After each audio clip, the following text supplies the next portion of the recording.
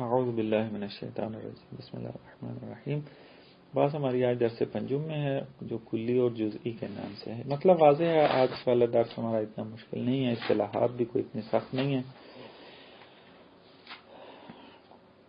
تو فرماتے ہیں کہ منطق کی مقدماتی بحثوں میں سے ایک بحث جو ہے وہ کلی اور جزئی ہے، اور یہ کلی اور جزئی کی جو بحث ہے یہ سب سے پہلے تصورات کے ساتھ مرتبط ہے. یعنی تصور ہے کہ جو کلی اور جزئی بنتا ہے، اور تصدیقات جو ہیں چونکہ مفردات کے اوپر و تصورات کے اوپر موقوف ہوتے ہیں تو لہذا بعض اوقات قضیے کو بھی کیا ہے، کلی اور جزئی کا نام دے دیا جاتا ہے. پہلا حقیقت میں جو ہے وہ انسان ہے جو کہ کلی ہے، لیکن آپ جب انسان کا ایک قضیہ بنا دیں گے تو قضیے کو بھی کلی کا نام دے دیا جاتا ہے. ٹھیک ہے، مفردات کلی اور جزئی میں ہوتے ہیں. مثلا انسان کلی ہے، مثلا حیوان کلی ہے، کہ جب ابھی تعریف کریں گے اس کی. لہذا کہنا یہ چاہتے ہیں کہ تصور کلی اور جزئی ہوتا ہے، تصدیق کلی اور جزئی نہیں ہوتا.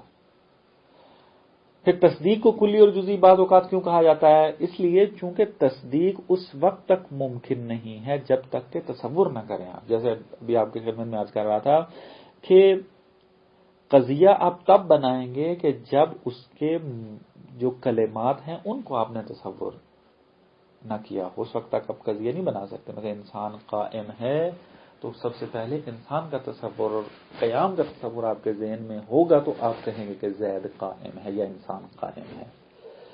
بس تصدیق چونکہ موقوف ہے تصور کے اوپر تو اس وجہ سے تصور کا حکم تصدیق کے اوپر بھی لاگو ہو جاتا ہے.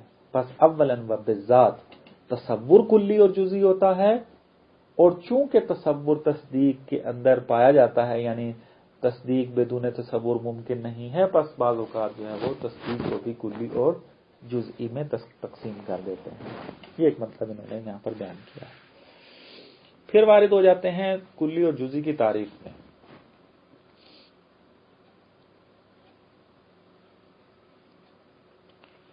کیا تعریف ہے؟ فرماتے ہیں کہ آسان سے لفظوں میں بیان کرتا ہوں، جو انہوں نے تھوڑا تبیین کر کے بیان کیا ہے کہ مطالعہ کرنے سے مطلب واضح ہو جائے گا. وہ یہ کہ اگر آپ کے ذہن میں ایسا مفہوم موجود ہے کہ جو فقط ایک چیز پر صدق کرنے کی صلاحیت رکھتا ہو وہ جزئی ہے.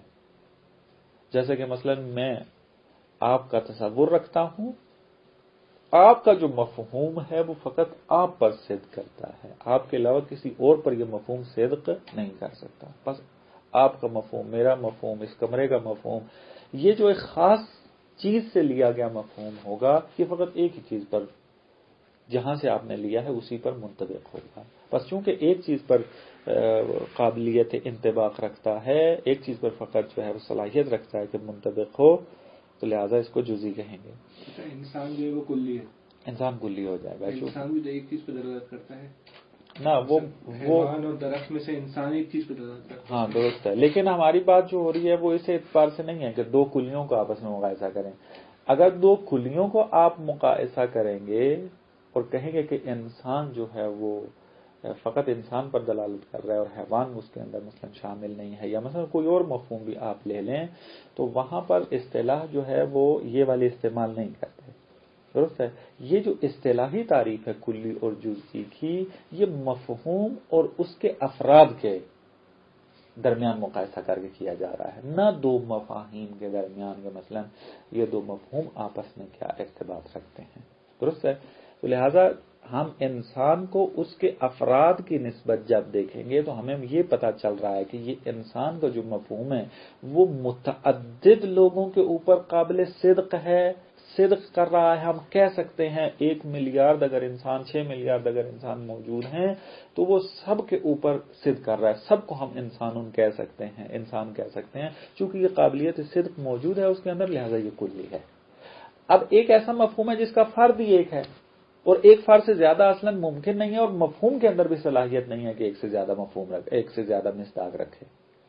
یعنی ایک تو فرد ایک ہے، دوسرا مفہوم کے اندر بھی قابلیت موجود نہیں ہے کہ اس سے زیادہ پر صدق کرے، لہذا وہ جزئی بن جائے گا. جیسا کہ مثلا آپ کا مفہوم، میں اسی مثال دے رہا ہوں، آپ کا مفہوم جو ہے وہ اصلا اجازت نہیں دیتا کہ میں کسی اور پر سوچوں بھی کہ یہ منطبق ہوتا ہے یا نہیں ہوتا.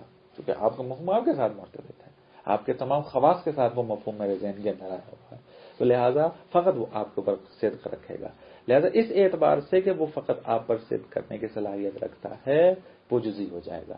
لیکن وہ مفہوم کہ جو متعدد افراد اپنے پر صدق کرنے کی صلاحیت رکھتا ہو وہ کیا کہلائے گا؟ وہ کلی کہلائے گا. یہ انہوں نے کلی اور جزئی کی تعریف کی ہے. اور پھر یہاں پر ایک تذکر یہ دیتے ہیں کہ انسان عام زندگی میں جزیات سے تعلق رکھتا ہے. مثلا جب چیز خریدنے جاتا ہے تو ایک ہی چیز مد نظر ہوتی ہے. مثلا خود جب کیا نام ہے خرید و فروش کے اندر بھی اور کیا نام ہے اپنی پوری زندگی کے اندر اکثر اوقات جزئیات کے ساتھ تصور ایک طبیعی بات ہے کہ انسان جزئی سے تعلق رکھتا ہے. لیکن فرماتے ہیں آپ جب علوم میں وارد ہوں گے، یعنی آپ علم پڑھنے کے چکر میں ہوں گے، مثلا فزکس پڑھ رہے ہیں، کیمسٹری پڑھ رہے ہیں، ریاضی پڑھ رہے ہیں، یا جو بھی علم پڑھ رہے ہیں آپ، وہ علوم جو ہے ان کا تعلق کلی سے ہوتا ہے، چونکہ انہوں نے فارمولہ دینا ہوتا ہے، قانون دینا ہوتا ہے اس میں، تو لہذا قانون کا تعلق کلی ہونے سے ہے، وائلا قانون نہیں ہے وہ. لہذا کہتے ہیں کہ اگر روزمرہ زندگی میں آپ دیکھیں تو اکثر انسان جو ہیں اپنی اکثر زندگی کے اندر جزیات سے تعلق رکھتے ہیں. فلانا گھر، فلانے دوست، فلانا مثلا استاد، فلانا مثلا دکان، فلانی چیز، یہ ساری چیزیں جزئی ہیں. لیکن جب علوم میں وارد ہوں گے، علوم جو ہے آپ کو قاعدہ کلی دینے چاہتے ہیں، اور قاعدہ کلی جو ہے وہ کلی ہوتا ہے. لہذا اس اعتبار سے یہ ایک تذکر دیتے ہیں کہ جزیات ہماری زندگی کے اندر ہے، لیکن علوم جو ہیں وہ ہمیں کلیات کی طرف لے کر جاتے ہیں. اور کہتے ہیں کلی کو درک کرنا انسان کے رشد کی علامت ہے. یہ ایک الگ بات ہے کہ ادراک کلی کسے کہتے ہیں. علامہ طباطبائی جب معروف ہوئے کافی تو ان کے ایک شاگرد نے ان سے پوچھا کہ مثلا یہ سوال موجود ہے، یہ ایک مطلب موجود ہے فلسفے میں کہ کلی کا ادراک کرنا بہت مشکل ہے. منطق میں ابتدائی لڑکوں کو سمجھانے کے لیے جو کلی سمجھائی جاتی ہے وہ تقریباً یوں کہیں کہ ایک مبہم سی ایک صورت ہے، اس کی صحیح طریقے سے مطلب واضح نہیں ہوتا مثلا. لیکن یہ کہ کلی کو درک کیسے کیا جاتا ہے جو کہ رشد کی علامت ہے، اس کو سمجھنا اتنا آسان نہیں ہے. وہ انسان خود ایسی منزل پر پہنچے کہ جہاں پر وہ کلیات کو درک کر سکتا ہو. علامہ سے مثلا پوچھا گیا کہ آپ نے کبھی کلی درک کی ہے؟ تو کہتے ہیں کبھی کبھی. کہ علامہ جیسی کامل شخصیت اس آج کل کے دور کے اندر وہ یہ ادعا کر رہی ہے کہ کبھی کبھی ادراک کلی ہوتا ہے. اب وہ ادراک کلی کیا ہے، کیسے ہوتی ہے، یہ ہمارے دائرے سے باہر ہے. یہ وہی بندہ درک کر سکتا ہے کہ جو خود اس مقام پر ہو جو کلی کو درک کرتا ہے. مثلا کلی سے مراد مثلا ایک شہر ہے، شہر میں کہنا ایک شہر نہ، یہ عرض کر رہا ہوں یہ ایک کلی اصل ہے، یعنی وہ حقیقت کلی کو سمجھنے کے لیے بعض مثالیں موجود ہیں. جیسے مثلا انسان کو ہم نے کلی کیسے بنایا، مثلا آپ کے عوارض مشخص، آپ میرے عوارض مشخص، ان کو جدا کر کے ایک انسان مفہوم کلی بن گیا جو سب کے اوپر قابل انطباق ہے. مثلا شہر کا مفہوم جو ہے وہ ایک کلی ہے کہ مختلف چیزوں کے اوپر جو ہے وہ صدق کرتا ہے. یہ ایک ابتدائی تصور ہے کلی کا. لیکن یہ جو کہا جاتا ہے کہ ادراک کلی جو ہے وہ رشد کی علامت ہے، اس کے اندر تھوڑا بہت تو ہمیں سمجھ میں آتی ہے کہ حیوانات جزئیات کو درک کرتے ہیں. مثلا حیوان یہ تو درک کرے گا کہ مجھے اپنے بیٹے سے محبت ہے، لیکن اس کو یہ درک نہیں ہوگا کہ خود محبت کی حقیقت کیا ہے، خود محبت کیا چیز ہوتی ہے، اس کا درک حیوان کو نہیں ہے. لیکن انسان جو ہے وہ کیا ہے، اس سے بالاتر ہے، اس سے بافضیلت ہے حیوان سے. کیوں؟ اس کی ایک وجہ یہی ہے، کہتے ہیں انسان کے اندر صلاحیت موجود ہے کہ کلیات کو درک کرے. کلی کا درک کرنے سے کیا مراد ہے؟ یہی مراد ہے جو تبیین کیا جاتا ہے کہ حیوان سے بالاتر اس کا سوچ ہے. کیا ہے؟ انسان یہ بھی درک کرتا ہے کہ مجھے اپنے بیٹے سے، اپنی اولاد سے محبت ہے، لیکن اس کو خود محبت کیا چیز ہوتی ہے اس کے بارے میں بھی ایک ادراک موجود ہوتا ہے. اور کلیات کو درک کرتا ہے، اسی وجہ سے اتنی پیش رفت موجود ہے.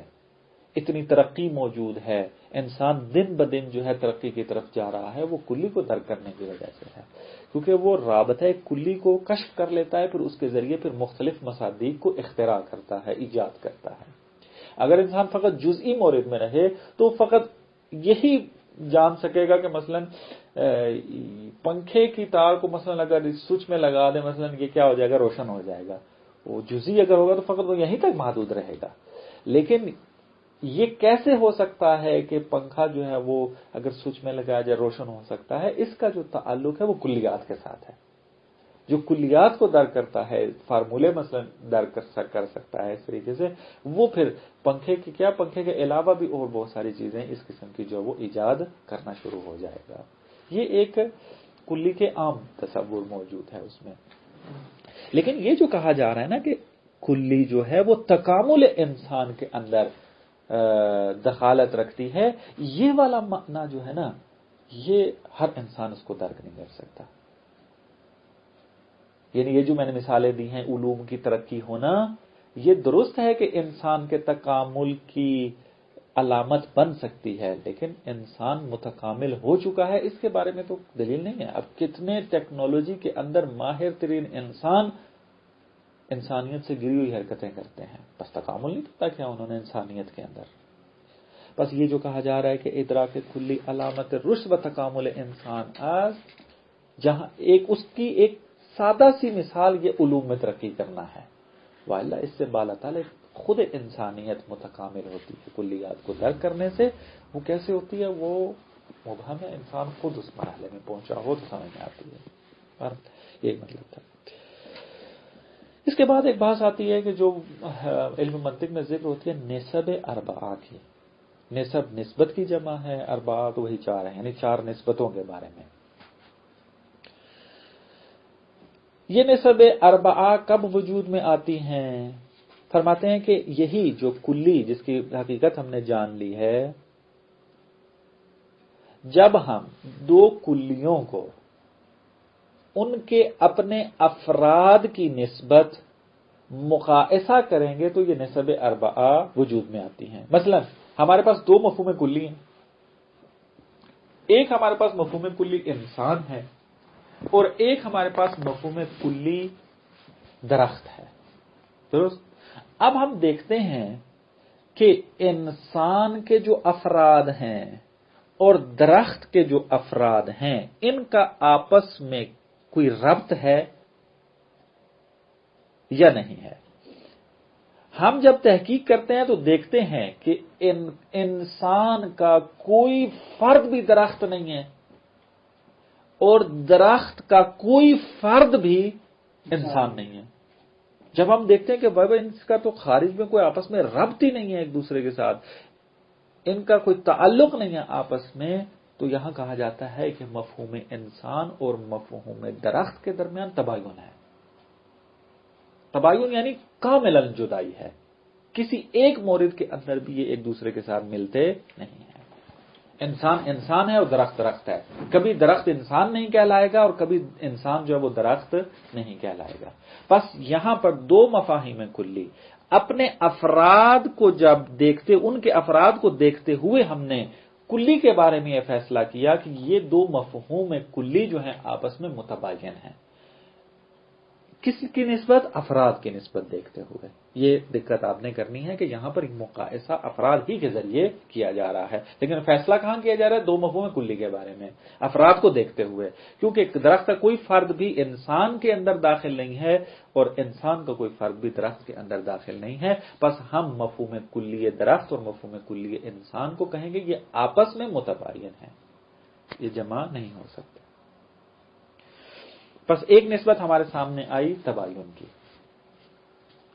لیکن کہتے ہیں بعض اوقات ہم جب دو مفہوم کلی کو افراد کی نسبت مقائسہ کرتے ہیں تو صورتحال کچھ اس طریقے سے بنتی ہے۔ مثلا اس کی ایک مثال یہ بنتی ہے کہ ہمارے پاس ایک مفہوم کلی انسان ہے اور ایک مفہوم کلی حیوان ہے۔ اب ہم دیکھتے ہیں کہ آیا ان دو کے افراد آپس میں ملتے ہیں یا ملتے نہیں ہیں؟ ہم دیکھتے ہیں کہ ہاں نہیں، بعض جگہ پہ تو افراد ہیں۔ مثلا انسان کے تمام افراد حیوان ہیں، حیوانیت صدق کرتی ہے ان کے اوپر. وہ یہ تذکر دیا ہے کہ یہاں پر حیوانیت و حیوان کس معنی میں ہے. پچھلے درس میں یا پہلے شروع والے درس میں اس کو تفصیلاً ذکر کیا تھا، اور یہ واقعا ذہن سے وہ اشتباہ دور ہو جانا چاہیے. خوب، ہر انسان کا فرد حیوان کہلاتا ہے چونکہ انسان کی تعریف میں حیوانیت داخل ہے، درست. لیکن جب حیوانیت کے افراد کو دیکھ رہے ہوتے ہیں تو ہمیں یہ معلوم ہو رہا ہوتا ہے کہ اس کے افراد سارے کے سارے انسان نہیں ہیں.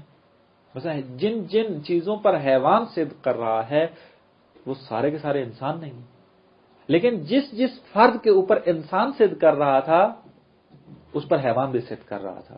یعنی جو بھی انسان ہے وہ حیوان ہے، استثناء نہیں ہے یہاں پر. لیکن حیوان کی طرف سے جو ہے اس طریقے کا مورد نہیں ہے. یہاں پر بعض افراد انسان کہلائیں گے حیوان کے، لیکن بعض افراد جو ہیں وہ حیوان ہوں گے لیکن انسان نہیں ہوں گے.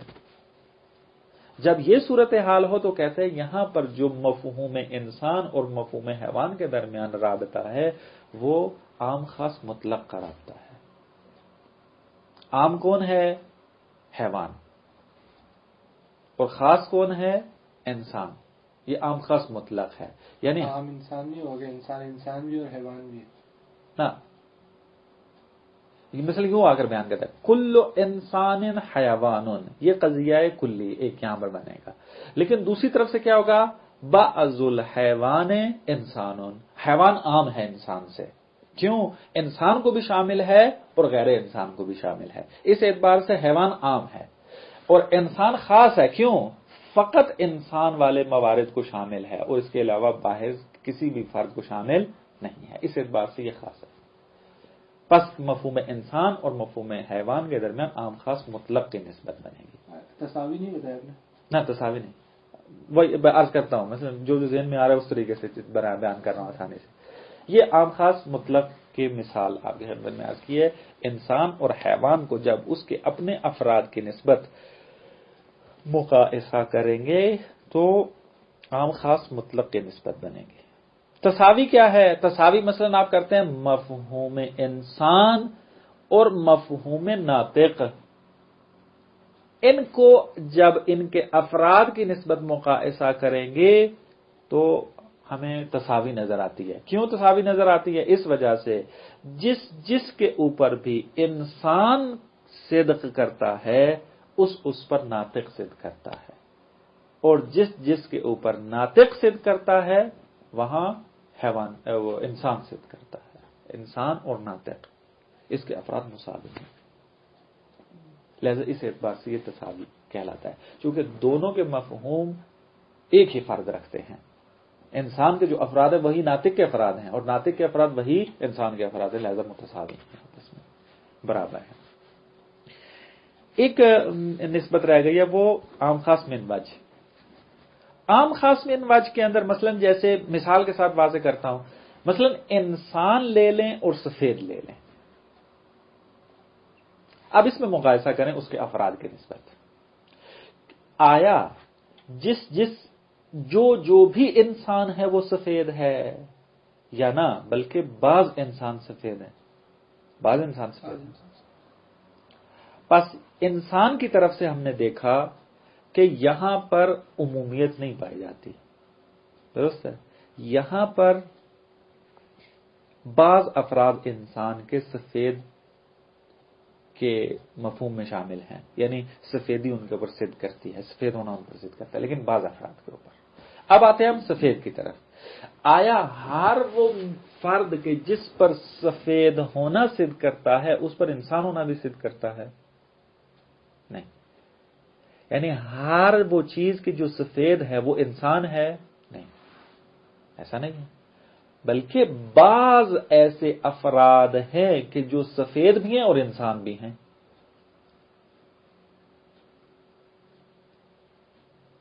لہذا جہاں پر یہ صورتحال بنے کہ مفہوم انسان مثلا یہ بھی اپنے بعض افراد کے ساتھ مفہوم سفید کے اندر داخل ہو اور مفہوم سفید کے افراد بھی مفہوم انسان کے افراد میں داخل ہو جائیں بعض، لیکن جب یہ بعض کا رابطہ دو طرفہ ہو وہاں پر کہتے ہیں عام خاص من وجہ کی نسبت پائی جاتی ہے۔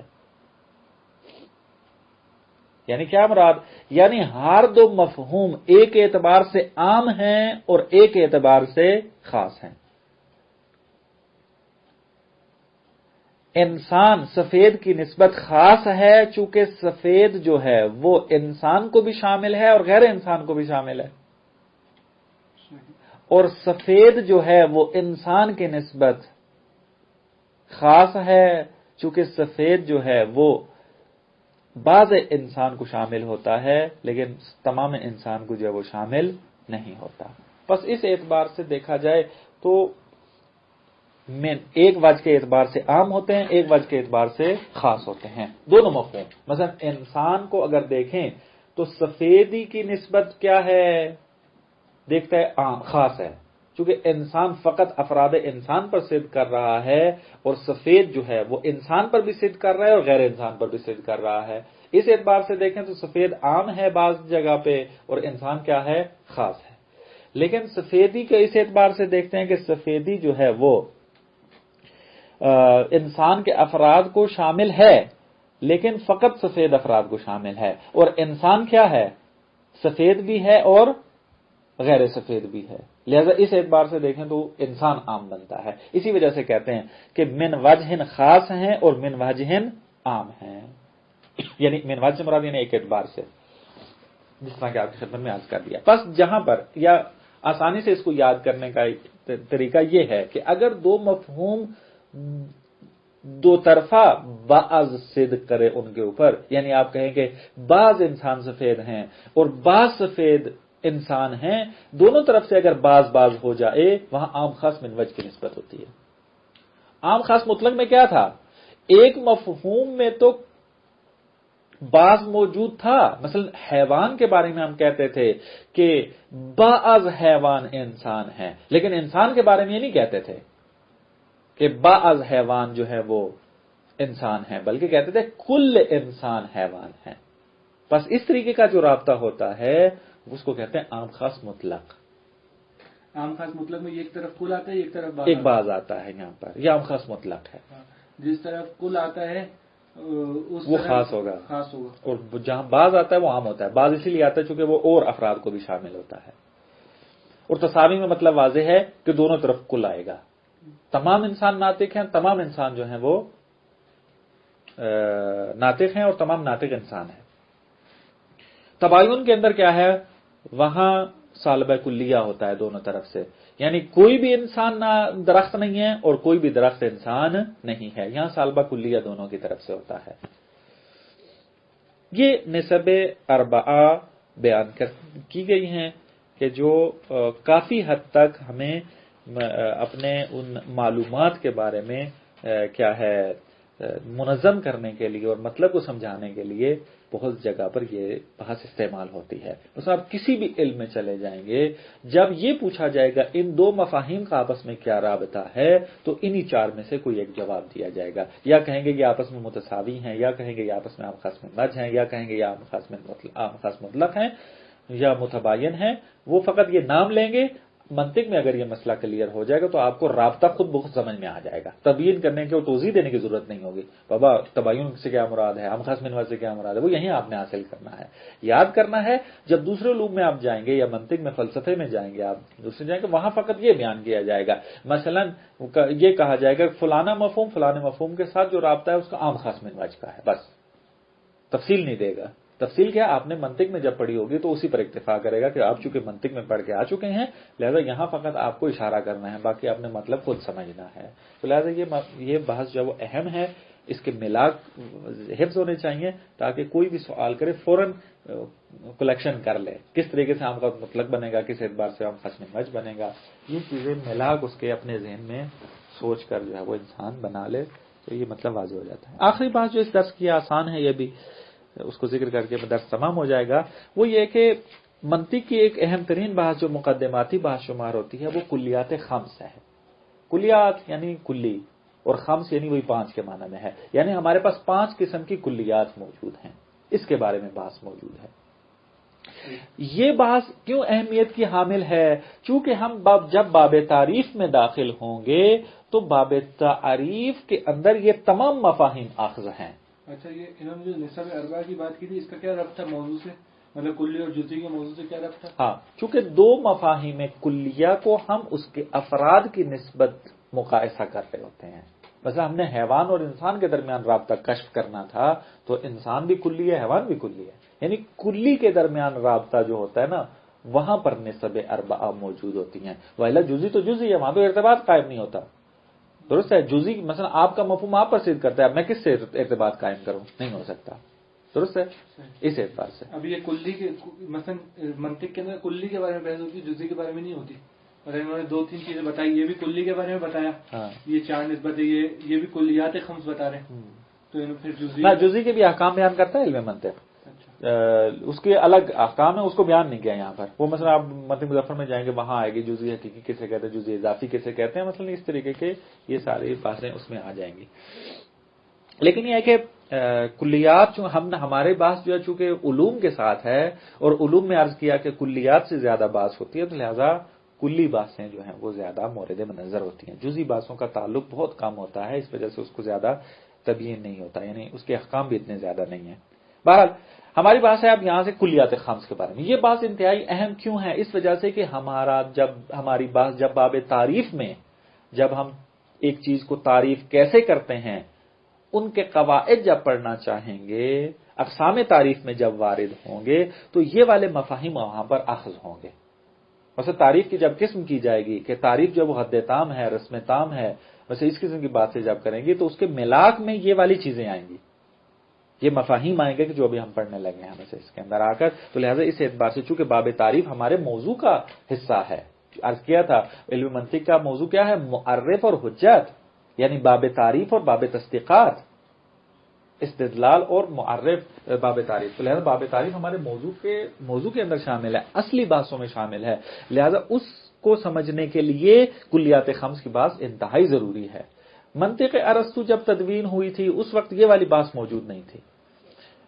کہتے ہیں کہ ایک فرفریوس نام کا ایک فیلسوف تھا، اس نے جب دیکھا کہ باب تعریف کو سمجھنے کے لیے کچھ مقدمے کی ضرورت ہے اس قسم کے، تو اس نے کلیات خمس کو اضافہ کر دیا مقدماتی طور پر۔ بس ارسطو کی منطق میں جو ہے کلیات خمس کی بات موجود نہیں تھی، بلکہ فرفریوس نے آ کر اس کو اضافہ کیا ہے۔ وہ کلیات خمس کون سی ہیں؟ فرماتے ہیں دیکھیں، ہم یوں کر کے آگے ایک کلی ہے، وہ اگر اپنے افراد کے لیے عین ذات ہے تو اس کو نو کہیں گے۔ مثلا انسان کلی ہے، اور یہ انسان جو کہ کلی ہے یہ افراد کی ذات میں شامل ہے، اور اس کی تمام ذات ہے اس کے لیے، یعنی زید پورے کا پورا انسان ہے، انسانیت کے علاوہ اور کوئی چیز ہے نہیں اس کی ذات کے اندر۔ جو کچھ بھی ہے ذات سے باہر کی چیزیں ہیں، قد و کاٹ، رنگ اور یہ ساری چیزیں جو ہیں یہ ساری ذات سے باہر کی چیزیں ہیں، لیکن ذات اور اپنی حقیقت کے اندر فقط انسان ہے ولا غیر۔ اب یہ جو انسان ہے جو کہ کلی ہے، یہ تمام حقیقت بن رہا ہے افراد انسان کے لیے، اور جب ایک مفہوم میں کلی تمام ذات بنے افراد کے لیے اس کو نو کہتے ہیں۔ نو تمام الذات کو کہا جاتا ہے، افراد کی تمام الذات ہے۔ لیکن اگر کوئی مفہوم کلی جزء ذات واقع ہو رہا ہو، یعنی تمام ذات کو تشکیل نہ دے رہا ہو انسان کی طرح، بلکہ انسان کے ایک جز کو تشکیل دے رہا ہو، تو کہتے ہیں اس کی دو صورتیں ہیں، یا وہ جز جو ہے وہ مساوی، یا وہ جز عام ہے یا خاص ہے۔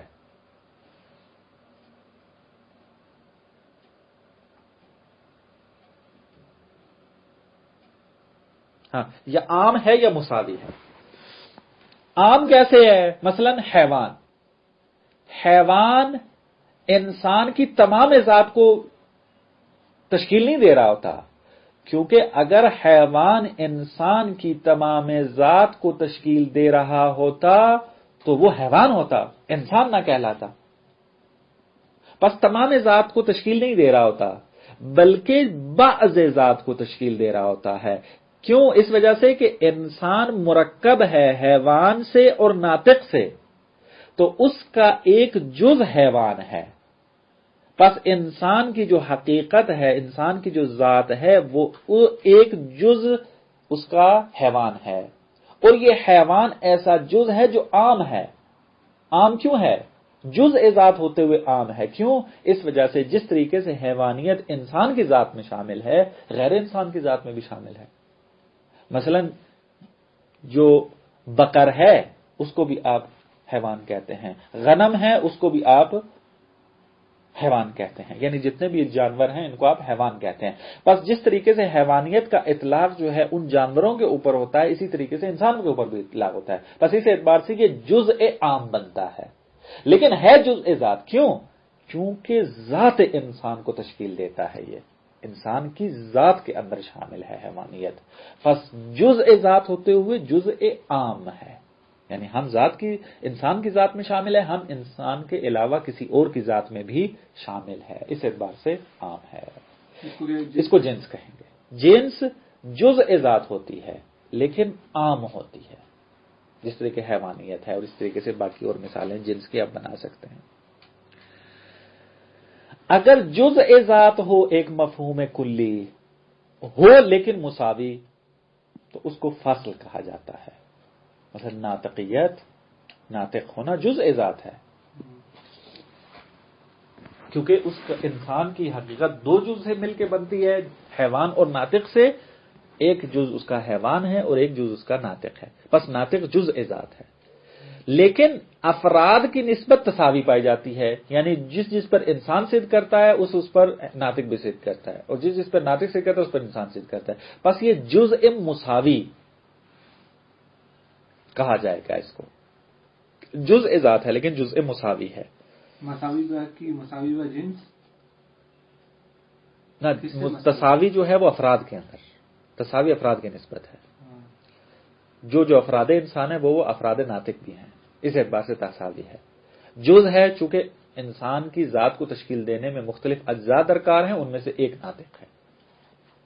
اس اعتبار سے وہ جزء ذات ہے. اور مساوی ہے چونکہ افراد ایک جیسے ہیں، انسان کے اور ناطق کے. جزء مساوی یعنی جزء ذات ہو اور مساوی ہو، اس کو کہتے ہیں فصل. جیسا کہ ناطق انسان کے لیے ہے. اس کے بعد آ جاتی، یہ تو تھا وہ مفہوم کلی کے جو جزء ذات واقع ہو رہی تھی. اب بات آ جاتی ہے کہ ہمارے پاس بعض ایسے مفاہیم کلیہ ہیں جو خارج از ذات ہیں. وہ مفہوم کلی مثلا افراد میں پائی جاتی ہیں وہ چیزیں، لیکن ذات سے نہیں نکلی ہوتی، خود ذات کے ساتھ مرتبط نہیں ہوتی، وہ اس کے باہر سے آئی ہوئی ہوتی ہیں، جس کو کہتے ہیں اراز. ان کو کہا جاتا ہے کہ جو انسان کی ذات سے مربوط نہ ہو. مثلا حیوانیت اور ناطقیت ذات کے ساتھ مرتبط ہیں، لہذا ان کو اجزاء ذاتیہ کہا جاتا ہے. لیکن اکثر احوال ایسے ہیں جو انسان کی ذات کے ساتھ مرتبط نہیں ہوتے. مثلا چلنا انسان کی ذات میں شامل نہیں ہے. یعنی ذات میں شامل ہونے سے کیا مراد ہے؟ یعنی آیا انسان کی جب آپ تعریف کرتے ہیں تو چلنا اس میں اخذ ہوتا ہے؟ نہیں. آپ کو کہا جائے انسان کی تعریف کریں، کہا جائے گا حیوان اور ناطق ہے. آیا چلنا اس کے اندر شامل ہے کہ انسان حیوان ناطق ہے، چلنے والا ہے؟ نہیں. انسان حیوان ناطق پہ تعریف کامل ہو جاتی ہے. چلنا اس کا جو ہے وہ خارج از ذات ہے. بس انسان کی ذات حیوان اور ناطق ہونا ہے، اور چلنا خارج از ذات ہے. یعنی ذات کو تشکیل نہیں دیتی. ذات کی اگر تعریف کرنی ہو تو چلنا اس کے اندر آخذ نہیں ہوتا. اور خارج از ذات جو بھی چیز اس کو عرض کہا جاتا ہے منطق کے اندر. درست؟ ذاتی کے مقابلے میں. یعنی حیوان ذاتی ہے، ناطق ذاتی ہے چونکہ ذات میں شامل ہے، لیکن وہ احوال کہ جو ذات میں شامل نہ ہوں ان کو عرض کہا جاتا ہے. جیسے کہ چلنا عرض ہے، تو وہ ابھی تقسیم کرتا ہوں، ابھی عرض کو سمجھا رہا ہوں. مثلا عرض اس کو کہیں گے. ضاحک ہنسنا جو ہے وہ ذات میں شامل نہیں ہے، بس عرض ہے. اب یہ عرض جو ہے وہ دو حصوں میں تقسیم ہوتا ہے. بعض اوقات عرض ہے لیکن عام ہے، کیوں عام ہے؟ چونکہ جس طریقے سے انسان پر مثلا صدق کر رہا ہے غیر انسان پر بھی صدق کرتا ہے. مثلا معاشی ہونا، چلنا انسان کے لیے عرض ہے. کیوں؟ کیونکہ انسان کی ذات کو تشکیل نہیں دے رہا یہ چلنا، انسان کی ذات میں چلنا شامل نہیں ہے. انسان کی جب تعریف کی جائے تو معاشی اس کے اندر اخذ نہیں ہوتا، پس عرض ہے. عام کیوں ہے؟ کیونکہ جس طریقے سے انسان چلتا ہے حیوان بھی چلتا ہے. پس ماشی کا یعنی چلنے والا، یعنی ماشی یعنی عربی کا لفظ ہے، چلنے والا معنی ہے اس کا. ماشی جس طریقے سے انسان پر صدق کر رہی ہے، یہ مفہوم ماشی جس طریقے سے انسان پر صدق کر رہا ہے غیر انسان پر بھی صدق کرتا ہے. بس اس اعتبار سے عرض عام کہلاتا ہے یہ. اور عرض خاص کیا ہے؟ یہ مساوی ہوتا ہے. عرض ہے لیکن مساوی ہے. جیسے مثلا ضاحک ہونا، ہنسنا. ضاحک ہونا عرض ہے چونکہ انسان کی ذات میں داخل نہیں ہے، لیکن ضاحک ہونا انسان کے افراد کے ساتھ تساوی رکھتا ہے. یعنی ہر وہ انسان کے جو انسان ہے وہ ضاحک بھی ہے. جس کے اوپر ضاحک ہونا انسان ہونا صدق کرے گا، ضاحک ہونا اس پر صدق کرے گا. بس اس اعتبار سے تساوی پائی جاتی ہے. بس وہ عرض کے جس میں تساوی پائی جاتی ہے اس کو عرض خاص کہا جاتا ہے کہ فقط انسان کے ساتھ خاص ہے، ولا غیر اس کے علاوہ کسی اور پر صدق نہیں کرتا ہے. بس نو، جنس، فصل اس کو ذاتی کہا جاتا ہے. عرض عام اور عرض خاص کو عرض کے ساتھ نہ یاد کیا جاتا ہے. بس کلیات خمس کو دو حصوں میں تقسیم کرتے ہیں. ہمارے پاس کلیات خمس دو قسم کی ہیں، ان میں ایک بعض ذاتی ہیں، بعض عرضی ہیں. عرض جو کلیات خمس ذاتی جو ہے اس کی تین قسمیں ہیں. یا تمام ذات ہوگی، نو، یا جزء ذات ہوگی، عام ہوگی، جنس، جزء ذات مساوی ہوگی تو فصل ہوگی. اسی طریقے سے عرض ہے یا وہ عام ہوگی یا خاص ہوگا. آپ کی خدمت میں عرض کر دیا. یہ پورا درس جو ہے وہ اسی کے بارے میں تھا، یعنی کلیات خمس کا آخر تک ان کو مطالعہ کیجئے گا. بعض مثالیں جو ہیں وہ شاید مطالعے نے دی ہیں، میں نے نہیں دی ہیں، لیکن اصل مطلب چونکہ عرض کر دیا ہے تو مطلب جو وہ واضح ہے. اگر انشاءاللہ کوشش ہوگی.